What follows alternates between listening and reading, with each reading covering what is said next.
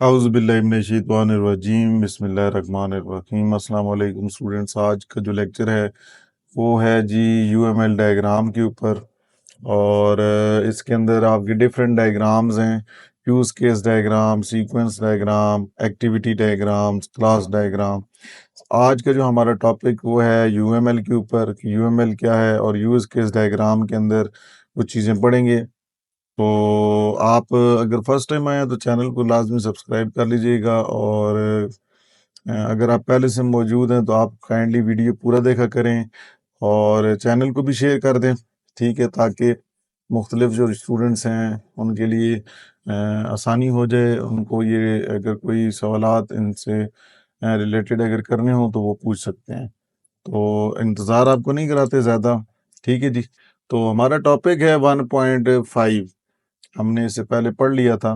Quality assurance का class पिछले risk assessment वाले और मैनेजमेंट वाले टॉपिक को हमने कवर किया था।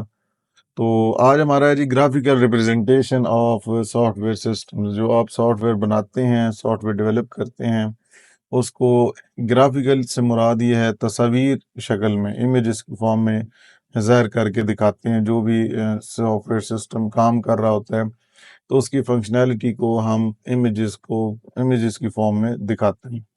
तो लिखा हुआ है जी graphical representation of software system involves using visual diagrams. तो कह रहे हैं ग्राफिकल रिप्रेजेंटेशन सॉफ्टवेयर सिस्टम्स की क्या होती हैं कि उसके अंदर विजुअल मतलब आपको एक तस्वीरी डायग्राम्स आपको ज़ाहिर करके स्क्रीन पे दिखाई जाती हैं to depict the various aspects of software system structure and behaviour.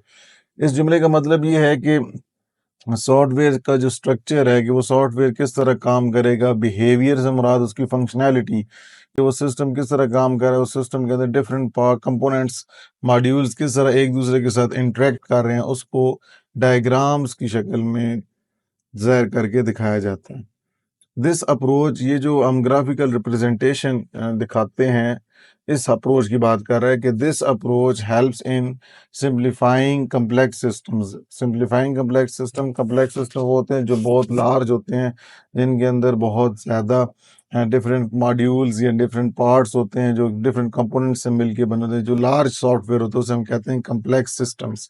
तो उनको समझना आसान हो जाता है, making it easier for developers and stakeholder. Developers और स्टेक होल्डर्स जो होते हैं उनके लिए समझना आसान हो जाता है, और एक दूसरे के साथ वो फिर उस सिस्टम्स के ऊपर कम्युनिकेशन करने के लिए, काम करने के लिए, तो वो एक दूसरे के साथ आसानी से कम्युनिकेट कर सकते हैं और सिस्टम को मैनेज कर सकते हैं अगर ग्राफिकल ज़ाहिर करके डायग्राम्स की सूरत में दिखाया जाए। अब हम बात करते हैं जी यूएमएल की। UML stand for unified modelling language. ये आपको पता होना चाहिए, एमसीक्यूज के लिहाज से भी पूछा जा सकता है, ठीक। यूनिफाइड मॉडलिंग लैंग्वेज इसे कहते हैं, और ये एक स्टैंडर्डाइज लैंग्वेज है। मतलब इसको इस्तेमाल करने के लिए कुछ रूल्स एंड रेगुलेशंस पहले से सेट कर दिए, आपने सिर्फ उन रूल्स एंड रेगुलेशंस को फॉलो करना है, और उसके मुताबिक आप अपने सॉफ्टवेयर सिस्टम्स को डिज़ाइन को उसका विजुअलाइज कर सकते हैं। आप उसके डिज़ाइन को इमेजेस के फॉर्म में देख सकते हैं। It helps developers. अब सवाल यहाँ पर आ जाते हैं, ये चले मैं शॉर्ट क्वेश्चंस के लिए फिर अलहदा साथ एक चैप्टर जब खत्म हो जाएगा तो मैं हर टॉपिक के ऊपर शॉर्ट क्वेश्चंस भी बनाऊंगा, तो फिर वो आपके लिए आसानी हो जाएगी, ठीक है जी। मतलब हर टॉपिक एक अलहदा से शॉर्ट क्वेश्चंस बनाएंगे कि उसके अंदर कौन कौन से शॉर्ट क्वेश्चंस बन सकते हैं, फिर वो साथ साथ मैं आपको बताऊंगा। अभी सिर्फ आप समझ लें कि it helps developers. UML diagram जो होती है ये डेवलपर्स जो सॉफ्टवेयर को बना रहे होते हैं, डेवलप कर रहे होते हैं, उनके लिए उनको मदद देती है। किस में मदद देती है? Understand how a system works, के बताने के लिए कि सिस्टम कैसे काम कर रहा है और सिस्टम किस तरह एक दूसरे के साथ उसके अंदर डिफरेंट कंपोनेंट्स कम्युनिकेट कर रहे हैं। तो डेवलपर्स के लिए बहुत बेहतर हो जाता है समझना अगर वो चीज़ें सॉफ्टवेयर की डायग्राम के थ्रू ग्राफिकली ज़ाहिर करके दिखाई जाएँ। अब यूएमएल डायग्राम्स मुख्तलिफ किस्म की होती हैं। In this section we will discuss 4 types. मैंने आपको बताया है कि यूज़ केस डायग्राम होती है, क्लास डायग्राम होती है, एक्टिविटी डायग्राम्स होती हैं और सीक्वेंस डायग्राम्स होती हैं। लेकिन आज का जो हमारा टॉपिक है वो यूज़ केस डायग्राम तक ही हमने रखा हुआ है। तो use case diagram provide a visual representation of the systems functionality. वो कह रहे हैं यूज केस डायग्राम जो होती है ये आपके सिस्टम काम किस तरह करता है, सिस्टम फंक्शनैलिटी से मुराद के सिस्टम किस तरह वर्क कर रहा है उसको ग्राफिकली ज़ाहिर करके दिखाया जाता है यूजर्स के पर्सपेक्टिव के लिहाज से। मतलब यूज़र की जो रिक्वायरमेंट्स हैं उसके लिहाज से उसकी फंक्शनैलिटी को जो यूज़र चाहता है उसको ग्राफिकली ज़ाहिर किया जाता है यूज़ केस डायग्राम की मदद से, जिसकी वजह से क्या होता है, helping to identify the requirements, आपको रिक्वायरमेंट्स को आइडेंटिफाई करना आसान हो जाता है। And the interactions between the user and system, और यूज़र और सिस्टम आपस में किस तरह कम्युनिकेट करेंगे, किस तरह वो एक दूसरे के साथ इंटरेक्ट करेंगे, वो समझना आसान हो जाता है। उन स्टेप्स को, जो फंक्शनैलिटी है सिस्टम के अंदर, उन स्टेप्स को समझना यूज़ केस डायग्राम की मदद से ईजी हो जाता है। अब यूज़ केस डायग्राम की डेफिनेशन क्या है और पर्पस क्या है, उसमें वही कहते हैं जी, use case is a description of a set of interactions. ये यूज़ केस जो है उसके अंदर मुख्तलिफ इंटरेक्शंस, एक से ज़्यादा इंटरेक्शंस होते हैं किन के दरमियान, बिटवीन ए यूज़र को एक नाम यहाँ पे दिया है एक्टर, एंड अ सिस्टम, और यूज़र और सिस्टम के दरमियान इंटरेक्शंस होते हैं। अब वो यूज़र एक भी हो सकता है, मल्टीपल यूज़र्स हो सकते हैं जो सिस्टम के साथ कम्युनिकेट कर रहे हैं। तो कह रहे हैं यूज़र और सिस्टम के दरमियान जो इंटरेक्शन होता है वो डायग्राम के तौर पे बनाते हैं ताकि हम क्या हासिल कर सकें, to achieve a specific goal, कि हमारा वो जो मकसद है हम उस मकसद को हासिल करने के लिए, मतलब मकसद ये है कि उसको अंडरस्टैंड करना हो कि सिस्टम की फंक्शनैलिटी क्या है, कैसे काम कर रहा है। तो हम उन यूज़र्स को, मतलब वो यूज़र किस तरह सिस्टम से कम्युनिकेट कर रहे हैं, सिस्टम कैसे सर्विस प्रोवाइड कर रहा है यूज़र को on the basis of input. तो ये सारी जो चीज़ें, जो communication between user and the system है, तो इसको हम ग्राफिकली ज़ाहिर करते हैं ताकि हम अचीव कर सकें कोई गोल। यूज केसेस आर आइडेंटिफाइड, हम यूज केस को खुद आइडेंटिफाई करते हैं। किस बेस पर करते हैं? Based on the functionalities that the system must support to meet the user needs, कि जो यूज़र की ज़रूरियात जो हैं, यूज़र की रिक्वायरमेंट्स हैं, उसके ऊपर पूरा जिस तरह वो उतरता है, जिस तरह वो काम करता है जो यूज़र की रिक्वायरमेंट्स पे, तो हम उसकी फंक्शनैलिटीज़ को आइडेंटिफाई करते हैं, और फंक्शनैलिटीज़ को आइडेंटिफाई करने के बाद फिर हम उन फंक्शनैलिटीज़ की यूज़ केसेस बनाते हैं graphically. Each use case represents A complete work flow from the users perspective. वो कह रहे हैं कि हर यूज केस जो है वो एक वर्क फ्लो, मतलब जो उसके एक टास्क को परफॉर्म करने के जो मुख्तलिफ स्टेप्स हैं उनको ज़ाहिर करके दिखा रहा होगा यूज़र के लिहाज से। डिटेलिंग द स्टेप्स, उसके अंदर उन स्टेप्स की डिटेल चीज़ें डायग्राम के अंदर थ्रू बताई जा रही होंगी, ताकि उस टास्क को कंप्लीट करने के लिए के, तो यूज़ केस आपकी मदद करेगा कि किसी भी सिस्टम के अंदर जो एक्टर्स सिस्टम के साथ कम्युनिकेट करते हैं, इंटरेक्ट करते हैं किसी टास्क को कंप्लीट करने के लिए, उसको ग्राफिकली इमेजेस की सूरत में दिखाया जाता है। अब यूज़ केस डायग्राम्स जो होते हैं वो मुख्तलिफ मकसद के लिए यूज़ की जाते हैं। कैप्चरिंग फंक्शनल रिक्वायरमेंट्स, अगर हम बात करें तो यूज़ केस डायग्राम से हमें सबसे बड़ी चीज़ क्या मिलती है, क्या मतलब हमारा मेन पर्पस होता है कि हम फंक्शनल रिक्वायरमेंट्स के बारे में जान सकते हैं।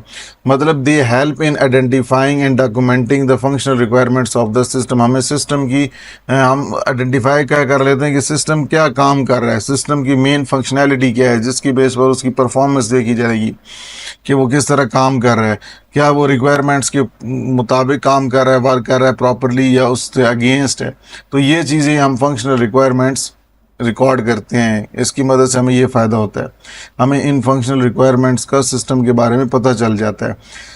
यूज़ केस डायग्राम्स की मदद से सबसे बड़ा एक और चीज़ें हमें ये पता चलती हैं, पर्पस उसका ये है, मकसद ये है कि ये हम मुख्तलिफ यूज़र्स के बारे में हमें पता चल जाता है कि वो सिस्टम के साथ किस तरह कम्युनिकेट करेंगे, इंटरेक्ट करेंगे। इसलिए लिखा हुआ है द इलस्ट्रेट, मतलब ये जो यूज़ केस डायग्राम्स हैं ये हमें क्या डिफ़ाइन करती हैं, क्या डिटेल में बताती हैं कि हाउ डिफरेंट यूज़र्स, किस तरह मुख्तलिफ यूज़र्स सिस्टम के साथ इंटरेक्ट करेंगे।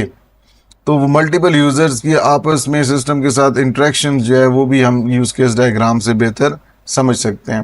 फिर उसके बाद प्लानिंग एंड टेस्टिंग, दे मतलब जो यूज़ केस डायग्राम्स हैं ये प्लानिंग और डेवलपमेंट के अंदर डेवलपमेंट और प्लानिंग प्रोसेस के अंदर बहुत ज़्यादा हेल्प करते हैं, क्योंकि इसके अंदर हम यूज़ केसेस की मदद से डिफरेंट सिस्टम की फंक्शनैलिटीज़ को टेस्ट कर सकते हैं।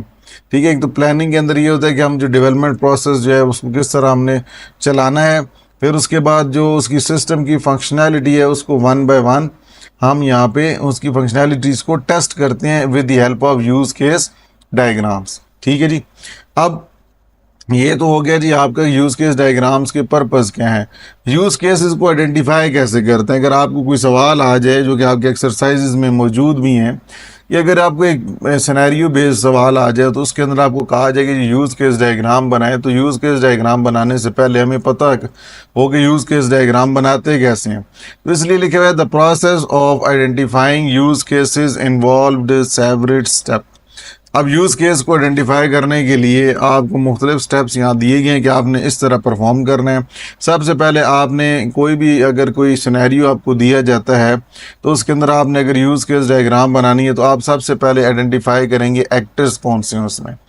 मतलब आगे लिखा भी है determine the different types of users. इसके अंदर मुख्तलिफ यूज़र जो who will interact with the system, जो उस सिस्टम के साथ इंटरेक्ट करेंगे, सिस्टम के साथ परफॉर्म करेंगे, टास्क सिस्टम के साथ एक्टिवेट होंगे, मतलब सिस्टम को यूज़ करेंगे। Actors can be humans. अब वो बता रहे हैं कि एक्टर्स ह्यूमंस भी हो सकते हैं, ह्यूमन यूज़र्स भी हो सकते हैं, इंसान भी सिस्टम के साथ कम्युनिकेट कर सकता है। हो सकता है कोई सिस्टम दूसरे सिस्टम के साथ मशीन टू मशीन इंटरेक्शन भी हो सकती है। तो वो मशीन जब सिर्फ दूसरे मशीन से जब इंटरेक्ट करेगी तो वो मशीन वहाँ पर एक्टर के तौर पे ही काम कर सकती है। तो यूज़र भी हो सकता है, इंसान भी हो सकता है, और कोई सिस्टम भी हो सकता है एक्टर के तौर पे। वो तो आपका जिस तरह सिनेरियो दिया जाएगा आप उसके मुताबिक खुद अंदाज़ा फिर लगा लेंगे। फिर उसके बाद हम एक्टर्स आइडेंटिफाई करने के बाद हम गोल्स के यूज़ केस जो हमने बनाना उसका मकसद क्या होगा। तो वो कह रहे हैं कि हर एक्टर जो है, मतलब आप जो भी मिसाल के तौर पे कोई आप सॉफ्टवेयर है उसके अंदर 3 एक्टर्स हैं, तो हर एक्टर का अलहदा से एक गोल होगा, मकसद होगा उसका टास्क परफॉर्म करने के लिए। तो कह रहे हैं for each actor identify their goals, या आप ये भी कह सकते हैं कि what they need to accomplish using the system. कि मतलब हर एक्टर जो है वो उस सिस्टम को रन करने के बाद क्या काम पूरा करना चाहता है, क्या वो टास्क, उसका मकसद क्या था, उसका गोल क्या था। तो इसलिए हर एक्टर के लिए जो उसके गोल्स हैं उसको डिफाइन करना ज़रूरी होता है यूज़ केस डायग्राम के अंदर, ताकि फिर आप उसको बेहतर तरह से हर एक्टर की जो फंक्शनैलिटी है उसको अचीव करने के लिए आप उसको आसानी से रिप्रेजेंट कर सकें। फिर उसके बाद आउटलाइन इंटरेक्शंस। आउटलाइन इंटरेक्शन से मुराद ये होता है कि आप एक्टर्स और सिस्टम जो हैं वो आपस में किस तरह आपस में कम्युनिकेट करेंगे। Describe the interactions between the actors and the system to achieve these goal. ये गोल कैसे हासिल करने, मतलब मकसद कैसे, वो टास्क कैसे कोई कंप्लीट करना है, तो उस टास्क को कंप्लीट करने के लिए हम एक्टर्स और सिस्टम किस तरह कम्युनिकेट करेंगे। फिर हर इंटरेक्शन के बेस पर हमें कोई नतीजा मिलेगा, मतलब जब कोई भी एक्टर सिस्टम के साथ कम्युनिकेट करेगा तो एक आउटपुट मिलेगा। तो कह रहे हैं each interaction that results in a significant outcome is a potential use case. तो जो आउटपुट होगा वो एक यूज़ केस के तौर पर हम उसको यूज़ करेंगे मिसाल के तौर। उसके बाद आगे एग्जांपल भी अभी ये नीचे बनी हुई है। और उसके बाद जब आप ये आउटलाइन इंटरेक्शंस ये होता है कि मुख्तलिफ यूज़र्स जो सिस्टम के साथ इंटरेक्ट करेंगे उनको ज़ाहिर करके दिखाना। ठीक है जी। फिर उसके बाद हम वैलिडेट करते हैं। वैलिडेट होता है चेक करते हैं कि क्या यूज़ केस जो बनाया है वो क्या स्टेक होल्डर्स की या क्लाइंट्स की रिक्वायरमेंट्स को पूरा उतर भी रहा है या नहीं। इसलिए रिव्यू हम जायज़ा लेते हैं द आइडेंटिफाइड यूज़ केसेस, जो हमने यूज़ केसेस आइडेंटिफाई किए हैं उनका दोबारा रिव्यू लेते हैं वे स्टेक होल्डर्स के साथ, ये यकीन दिलाने के लिए that they accurately capture the required functionalities and interaction के वो सही उसी फंक्शनैलिटीज़ को परफॉर्म कर रहा है जिस तरह यूज़र की रिक्वायरमेंट्स थी उन्हीं के ऊपर काम कर रहा है। और जो इंटरेक्शंस थी एक्टर्स और सिस्टम्स के दरमियान वो क्या प्रॉपरली सही हुई हैं, मतलब सही वाकई एक्टर और सिस्टम आपस में सही कम्युनिकेट कर रहे हैं। एक्टर से साथ तो नहीं कम्युनिकेट कर रहा, वैसे एक्टर के साथ भी कर सकते हैं कम्युनिकेट, लेकिन ये रिक्वायरमेंट पे डिपेंड करता है। तो हम वैलिडेट करते हैं, चेक करते हैं। अब नीचे एक एग्जांपल दी हुई है। एग्जांपल किसकी दी हुई है, use case diagram for a library system. अब इसके अंदर एक छोटी सी लाइब्रेरी सिस्टम का यूज़ केस डायग्राम बनाइए कि ये एक शख्स को ज़ाहिर करने के लिए इमेज बनाई जाती है, जैसे ये नाम दे रहे हैं लाइब्रेरियन और एक है स्टूडेंट। अब स्टूडेंट ने बुक बारो करनी है तो वो जो फंक्शन है, फंक्शनैलिटी है, वो ओवल शेप में देखेगी आप। फिर यहाँ पे एरो नहीं बनाने, सिर्फ आपने लाइंस को कनेक्ट करना होता है। तो आप जो देखें ना यहाँ पर, अगर स्टूडेंट ने लाइब्रेरी वालों से बुक लेनी है और वो रिटर्न करेगा फिर बाद में बुक, तो उसके लिए उन्होंने यहाँ पर एक केस डायग्राम बनाई है। इसमें ये जो दो डायग्राम्स आपको बायर बॉक्स के नज़र आ रही हैं, जहाँ स्टूडेंट और लाइब्रेरियन लिखा है, ये एक्टर्स हैं और ये सिस्टम के अंदर फंक्शनैलिटी है उसकी कि बुक बारो करना और फिर उस बुक को रिटर्न करना। तो ये आपको ओवल में लिखना पड़ता है। जो फंक्शनैलिटीज़ होती हैं, जो आप रिक्वायरमेंट्स होती हैं, वो जिसके ऊपर काम किया जा रहा होता है, वो ओवल शेप में होती हैं और लाइंस जो हैं ये कनेक्शन बना रही होती हैं एक्टर्स और सिस्टम के फंक्शनैलिटी के साथ। तो ये एक छोटी सी यूज़ केस डायग्राम है। तो यहाँ पे ये टॉपिक आज का ख़त्म होता है। एक क्लास एक्टिविटी यहाँ पर दी गई है, या आप प्रैक्टिस करें।